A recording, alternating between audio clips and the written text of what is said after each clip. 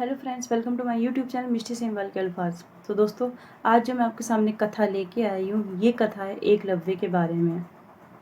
ये वही एकलव्य है जिसके बारे में हम बचपन से कथा पढ़ते सुनते चले आ रहे हैं। लेकिन इसी एकलव्य के बारे में कुछ ऐसी बातें जो शायद ही आप लोग जानते होंगे या बहुत कम लोग ही जानते होंगे। क्या आप जानते हैं कि एकलव्य की आखिर मृत्यु कैसे हुई, या एकलव्य का वध किसने किया? तो इन्हीं बातों को मैं आपके सामने लेके आई हूँ। जो कथा मैं आपको सुना रही हूँ, इसका जिक्र आपको विष्णु पुराण और हरिवंश पुराण में मिलेगा। और ये कथा श्री विष्णु पुराण और हरिवंश पुराण के अनुसार ही है। इलाहाबाद के तटवर्ती क्षेत्रों में दूर तक फैला श्रृंगवेरपुर नामक स्थान, जिसका राजा निषाद राज हिरण्यधनु था। कहा जाता है कि एकलव्य श्री कृष्ण के चाचा का पुत्र था, जिसे निषाद जाति के लोगों को सौंपा गया था। निषाद राज हिरण्यधनु की मृत्यु के बाद श्रृंगवेरपुर नामक जो स्थान है, उसका राजा एकलव्य को बनाया गया।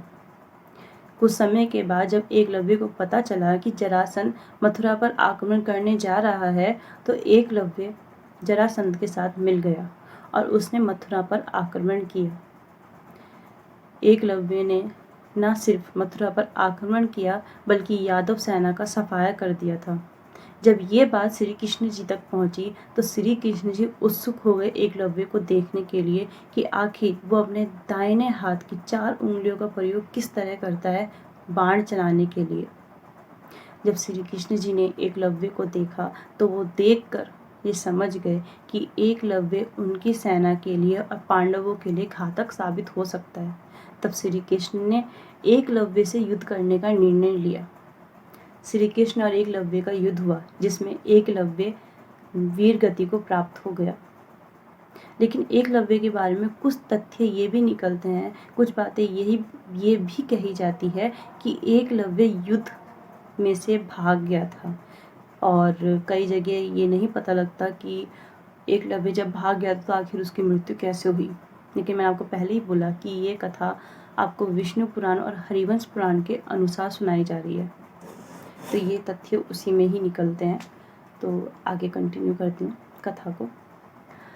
तो जब एकलव्य श्री कृष्ण जी के हाथों मारा गया, तो एकलव्य का जो राज्य था श्रृंगवेरपुर, वो राज्य एकलव्य के पुत्र केतुमान ने संभाला। यानी कि केतुमान को श्रृंगवेरपुर का राजा बनाया गया।